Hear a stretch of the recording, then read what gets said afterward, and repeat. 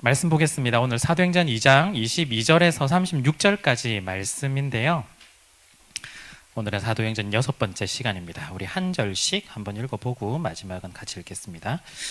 이스라엘 사람들아, 이 말을 들으라. 너희도 아는 바와 같이 하나님께서 나사렛 예수로 큰 권능과 기사와 표적을 너희 가운데서 베푸사 너희 앞에서 그를 증언하셨느니라. 그가 하나님께서 정하신 뜻과 미리 아신 대로 내준 바 되었거늘 너희가 법 없는 자들의 손을 빌려 못 박아 죽였으나 하나님께서 그를 사망의 고통에서 풀어 살리셨으니 이는 그가 사망에 매여 있을 수 없었음이라. 다윗이 그를 가리켜 이르되 내가 항상 내 앞에 계신 줄을 배웠으며 나로 요동하지 않게 하기 위하여 그가 내 우편에 계시도다. 그러므로 내 마음이 기뻐하였고 내 혀도 즐거워하였으며 육체도 희망에 거하리니 이는 육음으로 음부에 버리지 아니하시며 주의 거룩한 자로 썩음을 당하지 않게 하실 것이미로다.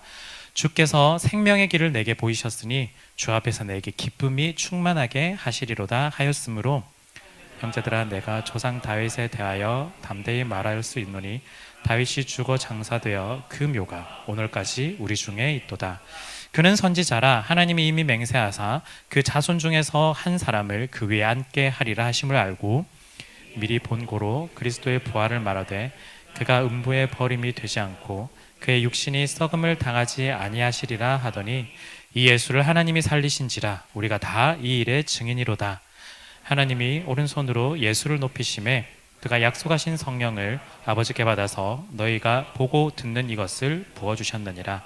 다윗은 하늘에 올라가지 못하였으나 친히 말하여 이르되 주께서 내 주에게 말씀하시기를 내가 내 원수로 내 발 등상이 되게 하기까지 너는 내 우편에 앉아있으라 하셨도다 하였으니 그런즉 이스라엘 온 집은 확실히 알지니 너희가 십자가에 못 박은 이 예수를 하나님이 주와 그리스도가 되게 하셨느니라 하니라. 아멘. 네, 매주 저 궁금한 게 있는데요. 설교 좀 어렵지 않나요?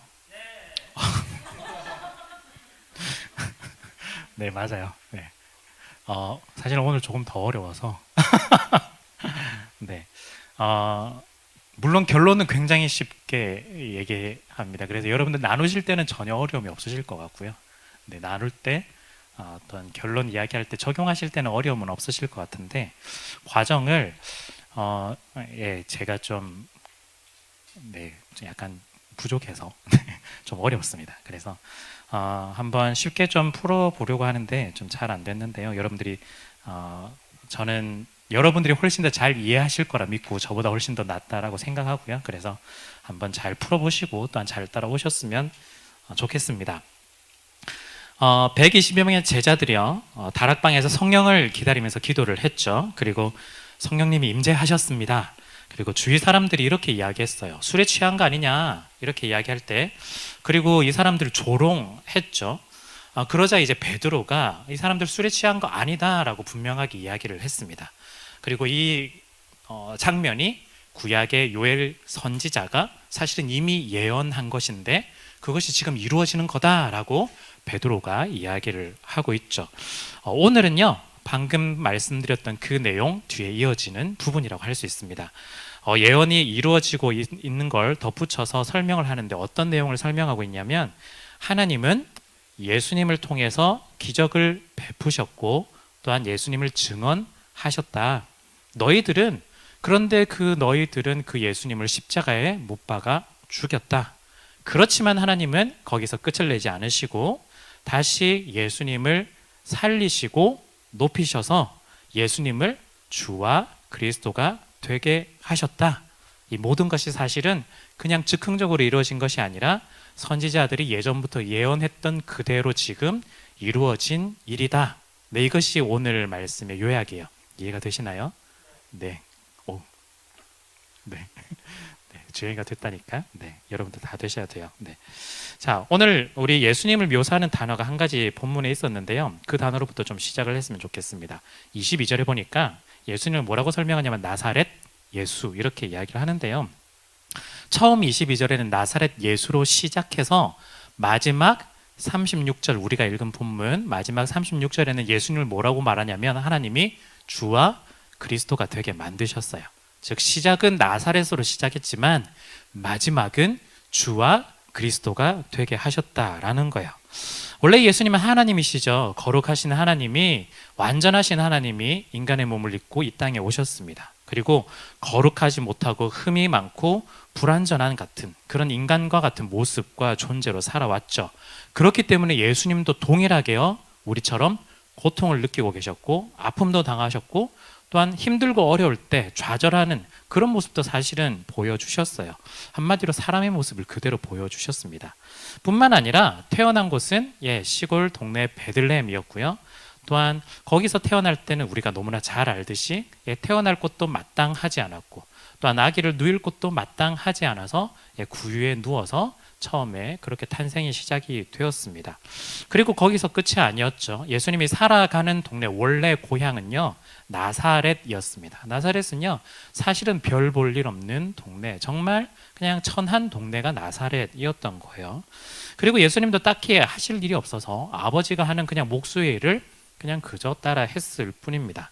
자, 쉽게 말하면요, 지금까지 말씀드렸던 게 정말 거룩하시고 완전하신 그 하나님이 이 땅 가운데 오셨는데 와서 처음부터 왕으로 정말 멋있게 등장하신 것이 아니라 굉장히 천하게 등장을 했다라는 거예요.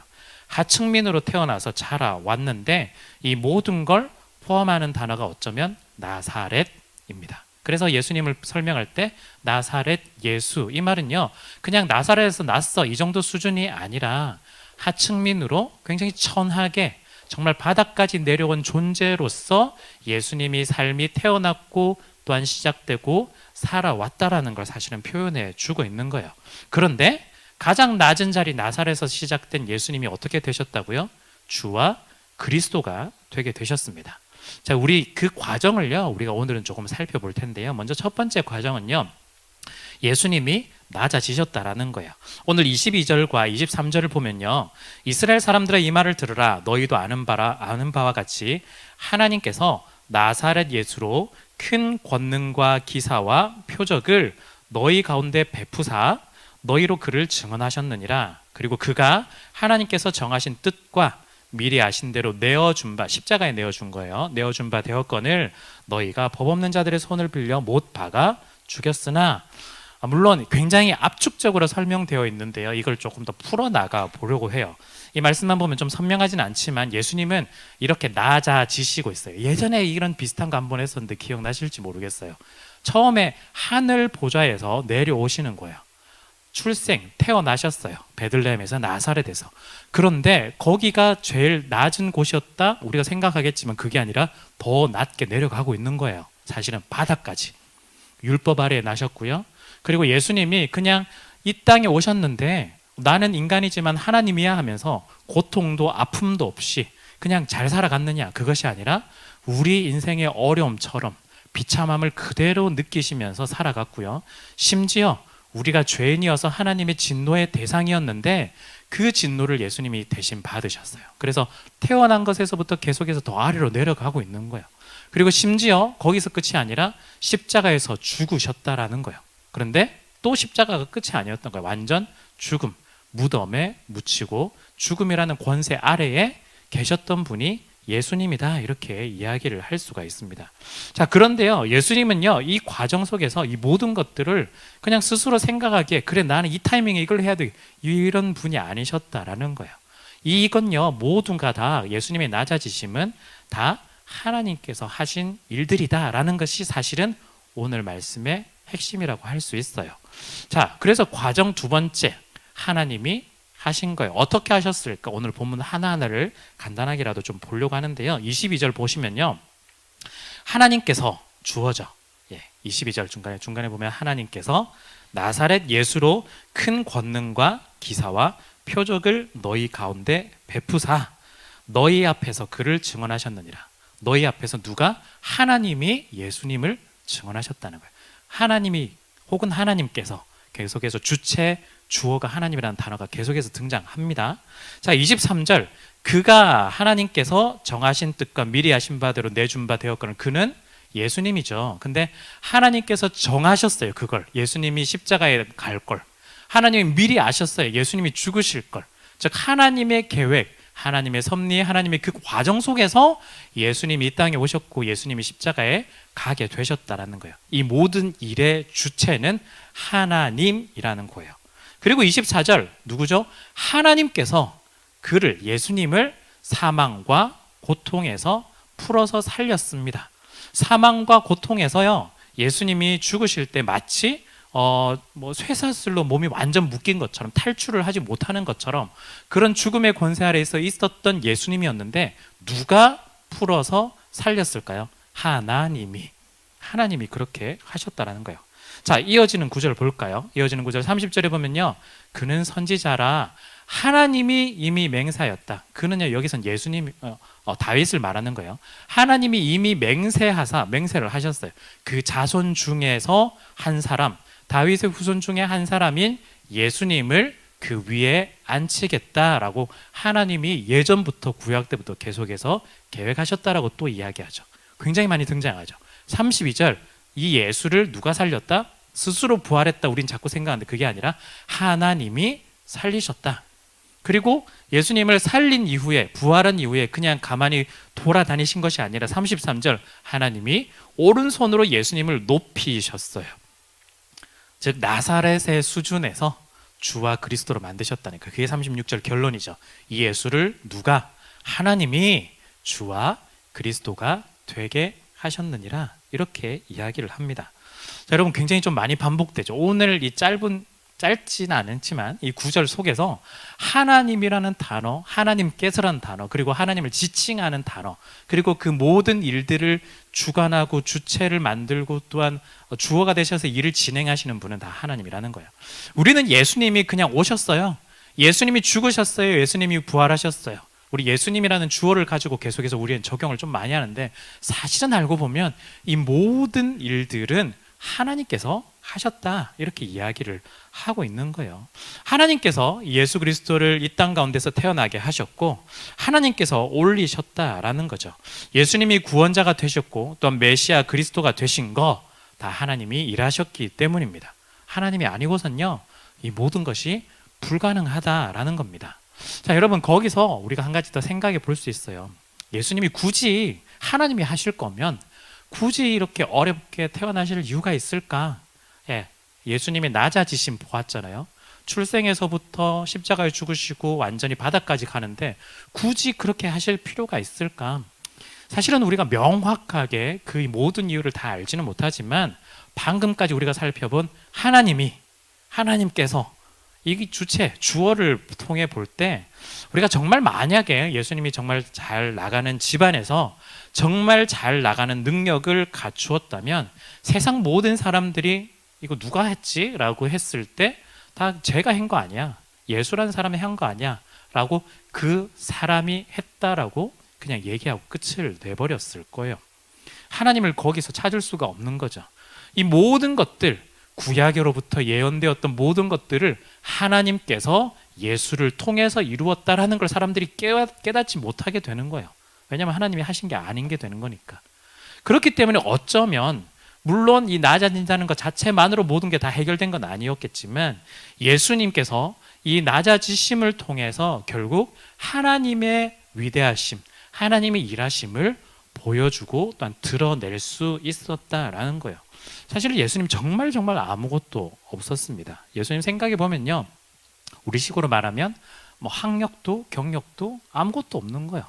근데 수저도 전혀 금수저 이런 것도 아닌 거예요. 전혀 아무것도 없는 존재로 오셔서 그냥 죽으시고 하나님의 일을 하셨습니다. 그렇기 때문에 하나님의 일하심이 잘 드러나게 됐죠. 자, 그런데 여기서 끝을 내느냐? 하나님이 하셨기 때문에 그 다음 단계도 하나님이 하신다라는 거예요. 그래서 세 번째 과정은요, 예수님이 낮아지셨으니까 이제는 어떻게 되죠? 높아지셔야 되는 거예요. 높아지게 되는데 어떻게 되느냐?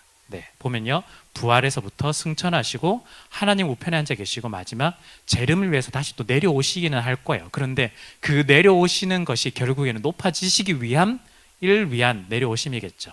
오늘 본문에 보면요, 뭐라고 되어 있냐면 24절에는 하나님께서 그를 사망의 고통에서 풀어 살리셨다, 부활하게 하셨다라고 이야기를 하죠. 그리고 33절에는 하나님이 오른손으로 예수를 높이심에 승천하게 만들었습니다. 그래서 약속하신 성령을 우리 가운데 베풀어 주셨다라고 본문에 또 그렇게 나와 있어요.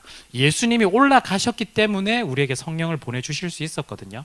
그런데 거기서 끝이 아니라 35절, 내가 너의 원수로 내 발등상이 되게 하기까지는 너는 내 우편에 앉아 있으라.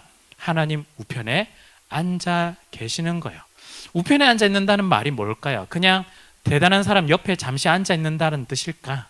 우리가 그냥 약간 높은 사람들 옆에 앉아 있으면 물론 서열 순위로 따져보면 굉장히 높다는 걸 알 수 있겠죠. 근데 예수님이 하나님 우편에 앉아 있는다는 건 하나님과 같은 존재다, 같은 급이다, 즉 하나님이시다라는 걸 사실은 표현해 주고 있는 거예요.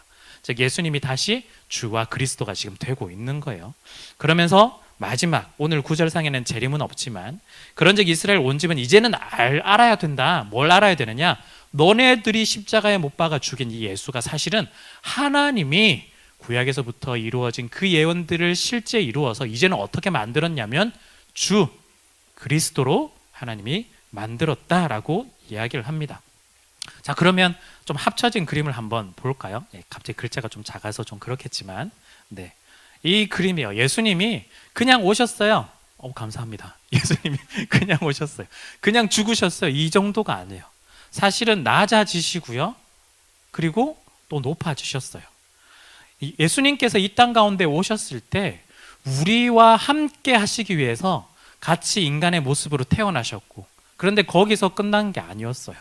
너네 그냥 뭐 아픈 대로 살아, 힘든 대로 살아, 난 괜찮아, 이게 아니라 동일하게 아프시고 동일하게 힘드시고 동일하게 어려운 점들을 다 겪으셨고, 또한 우리가 죽을 때도 예수님도 동일하게 죽으심으로 죽음이라는 것까지 다 경험을 하셨습니다.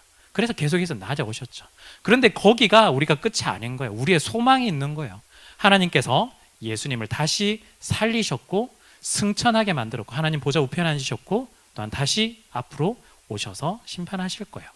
그런데 이것이 우리에게 큰 어떤 의미가 되느냐? 사실은 우리가 이 땅 가운데 내려갈 때 예수님도 같이 내려오시고 또한 예수님 올라갈 때 이제는 우리도 같이 올라갈 수 있다라는 겁니다. 예수님이 사실은 죽으시고 부활하실 때 우리도 예수님을 믿을 때 같이 죽고 같이 부활하게 된 거죠. 여러분, 이제 여기서요, 지금까지 하나님께서 이것들을 하셨다라는 걸 우리가 집중을 했지만 약간 뒤집어서 한번 좀 생각을 해보려고 해요. 이 지점에서 이제 다시 한번 예수님께 좀 집중을 한번 해봤으면 좋겠습니다. 자, 낮아진다, 그리고 앞으로 높아질 거야, 이걸 모든 걸 안다고 하고 실제 한다 할지라도 사실은 이게 좀 말이 쉽지 이게 쉽게 가능한 일일까? 왜냐하면 낮아진다고 했을 때 낮아짐의 끝은 결국에는 죽음까지 가거든요. 그런데 여러분, 죽음보다 더 생각보다 힘든 게 뭔지 아세요?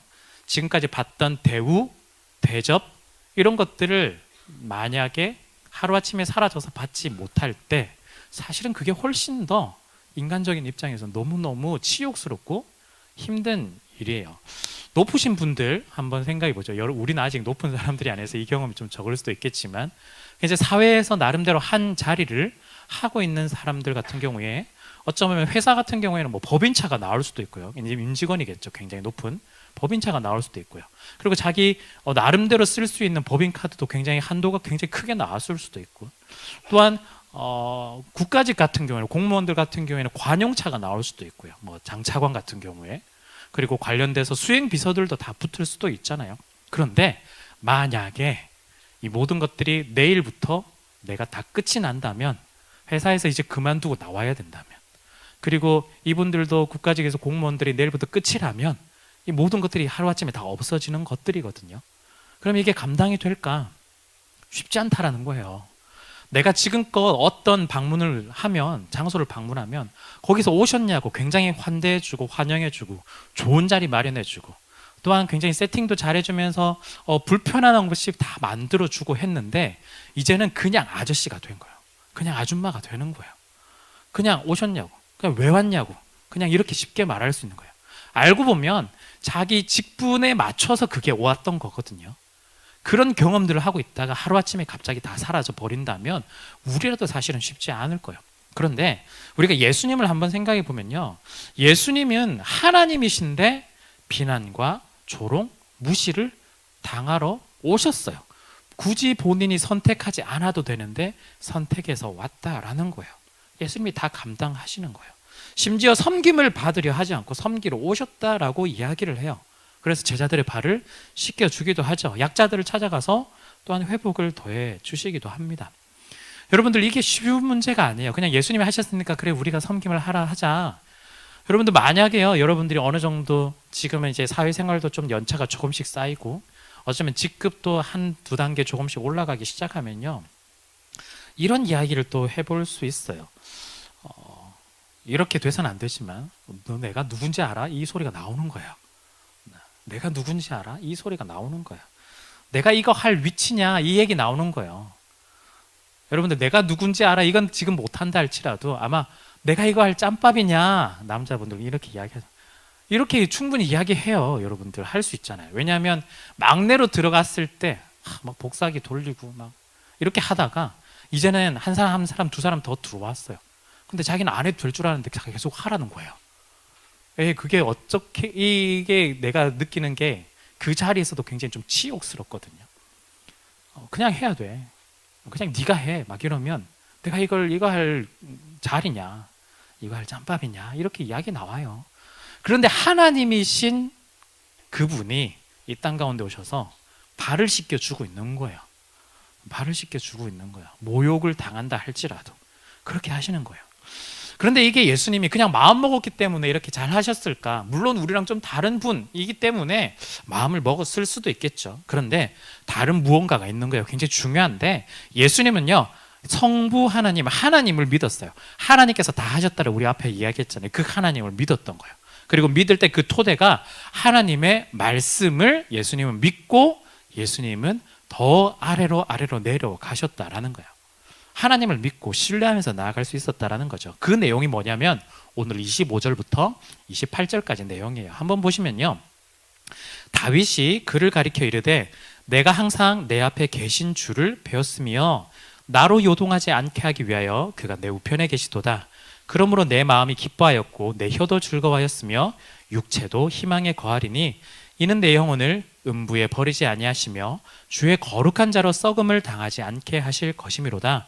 주께서 생명의 길을 내게 보이셨으니 주 앞에서 내게 기쁨이 충만하게 하시리로다 하였으므로, 이 구절은요 베드로가요 시편 16편에 있는 걸 그대로 차용을 한 거예요. 내용이 뭐냐면요, 내가 죽을지라도 주님을 기뻐할 수 있습니다. 그런데 왜 주님을 기뻐할 수 있느냐?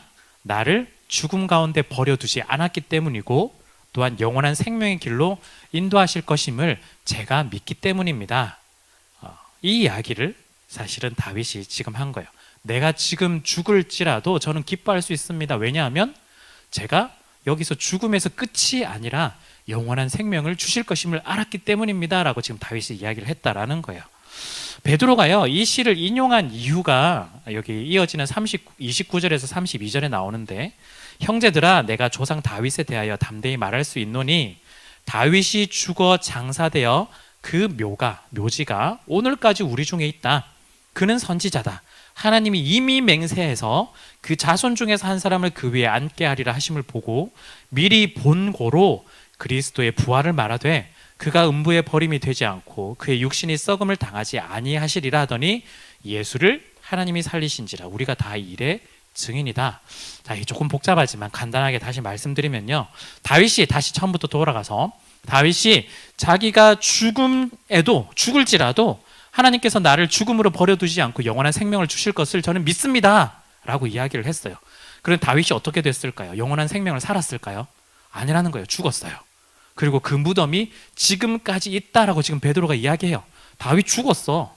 그러면 그때 했던 이야기는 뭐지? 라고 사람들이 물었을 때 사실은 알고 보면 그 시를 그냥 썼던 시, 자기 이야기가 아니라 베드로가 말하기를 다윗은 선지자, 예언자였어 라고 이야기를 하는 거예요. 알고 보니까 그 시는 그냥 자기 이야기가 아니라 예언을 했다라는 거예요. 무슨 예언을 했느냐? 예수님에 관련된 예언을 다윗이 해왔다. 그래서 31절에 뭐라고 되었냐면 미리 보았다. 다윗이에요. 다윗이 미리 보았다. 무엇을 보았냐? 그리스도의 부활, 예수의 부활을 다윗이 미리 보았기 때문에 그 고백을 할 수 있었다라고 이야기를 하고 있습니다. 그래서 예수님이 지금 그 고백처럼 죽음에서 썩어서 죽지 않고 영원한 생명을 가지고 살아났다. 우리가 지금 그 예수를 보고 있다라고 지금 설명하는 거죠. 그래서요, 다시 한번 시로 돌아가면요, 그 시는 원래는 처음엔 다윗이 자기를 말하는 것 같지만 이거 주어를 좀 바꿔서 우리가 읽어보면 이해가 훨씬 더 쉽습니다. 다윗이 여기서 말할 때 나라고 했을 때 나 혹은 내 이렇게 말할 때 이걸 예수님으로 바꾸시고, 주라고 이야기했을 때 그걸 하나님으로 바꾸시면 돼요. 그러면 어떻게 되느냐? 제가 그대로 읽겠지만 여러분들이 가로를 한번 넣어서 한번 생각해 보십시오. 내가 예수님이에요. 내가 항상 내 앞에 계신 하나님을 배웠다. 내가 흔들리지 않기 위해서 내가 하나님이 내 오른편에 우편에 계신다라고 지금 예언을 하고 있는 거예요. 예수님이 이야기죠. 그러므로 내 마음이 기뻤다. 예수님이 기쁜 거예요. 지금 죽음에 있더라도 내 혀도 즐거워한다. 하나님을 찬양하는 거예요. 육체도 희망 중에 있다. 27절. 이는 내 영혼을, 예수님이에요. 내 영혼이 음부, 쉽게 말하면 죽음의 아래, 지옥 거기에 버려두지 않으시고 하나님의 거룩한 자로 썩어지지 않게 만들 것임을 내가 알고 있는 거다라고 이야기해요. 28절. 하나님께서 생명을 나에게 보여주셨다. 그래서 하나님 앞에서 내가 기쁨이 충만하게 만들었다라고 이렇게 표현을 할 수가 있습니다. 제가 사실은 오늘 그 본문 보면은 다윗이 말한 거 2번이나 들어가서 한글 성경요, 여러분들 잠깐 좀 뜬금없는 이야기인데, 우리 성경이 좀 작은 성경들을 보면요, 말했던 사람들의 내용이나 시 같은 게 구분이 되어 있지 않고 그냥 쭉 나열되어 있거든요. 그래서 헷갈려요. 굉장히 어려워요. 그런데 이 내용이 25에서 28절은 어떻게 보면은 좀 더 좁혀가지고, 용어를 뭐라고 하죠? 하여튼 그렇게 따로 좀 보셔야 돼요. 뒤에 있는 내용도 맞잖아. 이렇게 말했다. 그러면 사실은 좀 더 구분이 가거든요. 근데 다윗이 예언을 했지만 사실은 예수님에 대한 예언이었다. 그리고 예수님이 하나님에 대해서 이런 이야기를 고백을 하고 있는 걸 다윗을 통해서 이야기를 했다라고 이야기를 하는 거죠. 자, 여러분 여기서 확인할 수 있는 건요, 예수님이 낮은 자리로, 고통의 자리로 갈 수 있었던 건 그냥 하나님이 하셨어 여기서 끝난 게 아니고요, 하나님을 의지하고 또한 신뢰하며 무엇보다 말씀에 대한 믿음을 가졌기 때문이에요. 하나님께서 그렇게 하지 않으실 거라는 건 너무 잘 알고 있고, 하나님이 그렇게 하실 거라는 것 또한 알고 계신 분이 예수님이었다라는 겁니다. 즉 예수님이 이렇게 할 수 있었던 건 하나님에 대한 신뢰가 있었기 때문에 바닥까지 내려갈 수 있었다라는 거예요. 자, 여러분 하나님께서는요 일하고 계세요. 그런데 하나님의 일하심 가운데는요 독특한 것이 우리들과 함께 일하기를 원하세요. 사람들과 함께, 사람들을 통해서 또한 일하기를 원하시는 거죠. 그렇다면 하나님은 누구를 통해서 일하실까? 물론 하나님의 계획 가운데는 모든 사람들을 통해서 하나님의 일들을 해 나가시겠지만, 하나님께서는요 특별히 낮은 자리라도 상관없이 자기를 비워서 계속해서 낮아지고 겸손하게 내려가는 사람들을 통해서 하나님은 그 사람들을 통해서 일하시고, 하나님은 하나님의 나라를 이루어 가신다라는 거예요. 왜냐하면 더 겸손하게 내려가는 사람들은 어떤 사람들이냐면 하나님을 더 신뢰하는 사람들이에요. 하나님은 제가 사실은 조금 잘 벌지 못해도 이 길이 하나님의 길임을 저는 알고 있습니다. 그래서 저는 내려가겠습니다. 하나님 너무나 힘든 일이지만 선교하는 것이 하나님의 뜻이기 때문에 제가 알겠습니다. 가겠습니다. 굉장히 영광이 따로 없잖아요.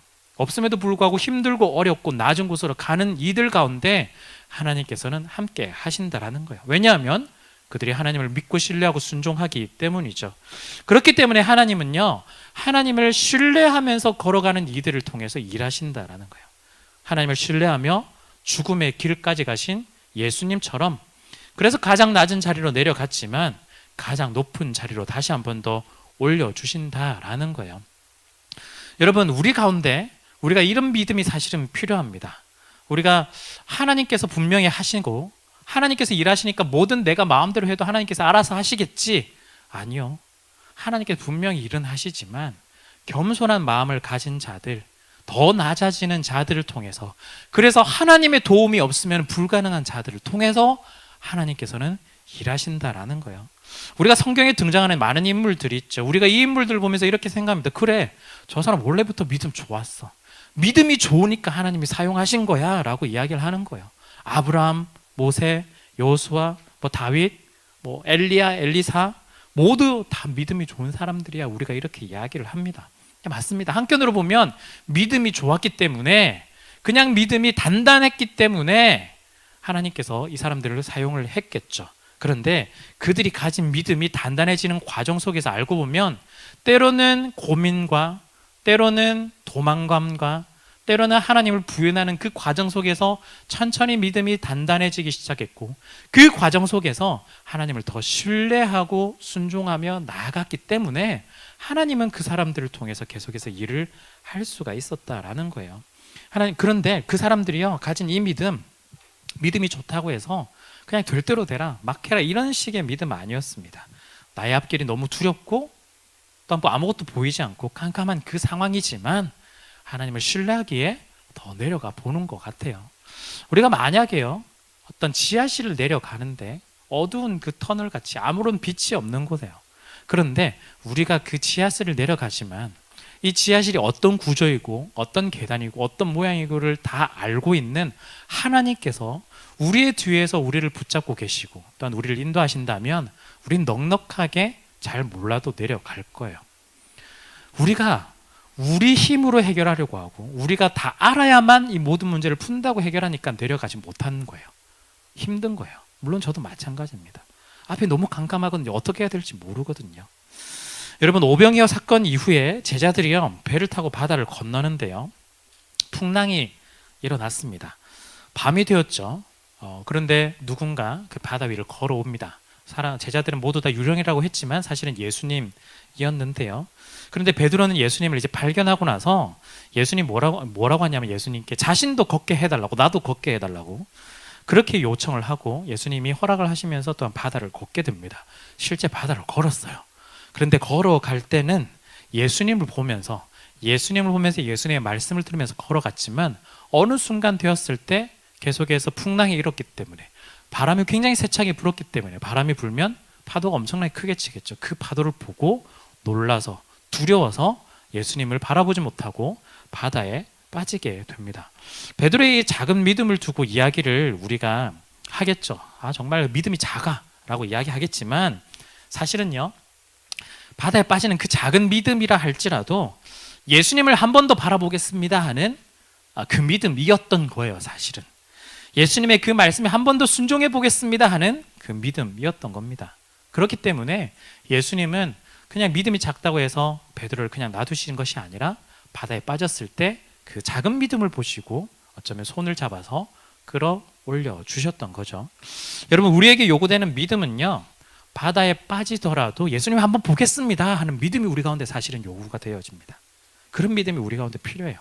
왜냐하면 예수님께서 우리를 다시 한번 더 건져 주실 것이고요, 다시 살려 주실 것이고, 다시 회복시켜 주실 것이고, 또한 다시 일으키실 것이기 때문이에요.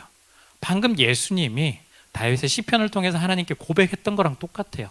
예수님이 어떻게 보이지 않는 그 죽음의 길과 십자가에까지 가실 수 있었을까? 그냥 하나님이라서 그렇지 않다라는 거예요. 똑같이 우리와 같이 육신의 몸을 입고 있었어요. 겟세마네 동산에서 기도를 하셨어요. 너무 힘들어 죽을 것 같다고, 정말 하기 싫다고 예수님이 그렇게 솔직하게 이야기를 했어요. 정말 하기 싫다고 그렇게 이야기를 했어요. 예수님 우리와 같은 존재거든요. 그럼에도 불구하고 한 걸음 더 나아갈 수 있었던 건 하나님을 신뢰했기 때문입니다. 하나님이 다시 한 번 더 살리실 것을 알았기 때문인 거예요. 우리에게 필요한 믿음은요 그냥 막연한 자신만의 신념 그런 것이 아니라 말씀에 근거한 믿음, 하나님만을 바라보는 그 믿음이 우리 가운데 있어야 되는 거죠. 그럴 때 우리는 한 걸음 한 걸음 더 낮아지고 겸손하게 내려갈 수가 있는 겁니다. 여러분, 우리 겸손의 믿음의 걸음을 한번 내디뎌 봤으면 좋겠습니다. 우리가 믿음의 걸음으로 한번 도전해 봤으면 좋겠습니다. 보이지 않는 상황이겠죠. 어떻게 될지 모르는 상황입니다. 그렇지만 하나님께서 우리를 붙잡아 주실 겁니다. 때로는요 대우를 받지 못할 때도 있어요. 대접을 받지 못하고 조롱과 비난을 당할 때도 있어요. 왜냐하면 우리는 계속해서 낮아지고 있기 때문이에요. 그럼에도 불구하고 우리가 바닥까지 날아간다 할지라도 예수님께서 우리의 손을 끝까지 붙잡아 주실 것이고요, 또한 하나님께서 우리를 다시 한 번 더 회복시키시고 살리실 것을 우리가 신뢰하기에 우리는 조롱을 듣는다 할지라도 내려갈 겁니다. 여러분, 그렇기 때문에 여러분 사회생활 하시면서 어쩌면 여기서 제가 말씀드렸던 바닥까지 내려간다, 조롱을 든다, 이것이 굉장히 어마어마하고 큰 거라고 생각하시는데 생각보다 여러분들 일상에서 엄청나게 많은 일들이 있어요. 엄청나게 많은 일들이 있어요. 그냥 옆에 있는 사람이 한마디만 했는데 저 사람의 뉘앙스가 마치 날 좀 비꼬는 듯한 뉘앙스, 저 사람의 말이 나를 좀 하대하는 듯한 뉘앙스, 약간 이런 것들을 느끼실 때 되게 많을 거예요. 그럴 때마다 어떤가요? 속에서 좀 분노가 막 일어나잖아요. 분노가 일어나요. 그런데 그렇다고 막 대놓고 말은 할 수 없고, 그렇지만 뭐 동료라든지 아랫사람이라면 여러분들 막 얘기할 수도 있겠죠. 그런데 여러분, 상황에 따라서 좀 다를 수도 있겠지만 제가 경험한 바로는 갈수록 우리 그리스도인이라면, 예수님을 믿는 사람이라면 자존심을 좀 내려놔야 되는 것 같아요. 저도 사실은 잘 안 됩니다.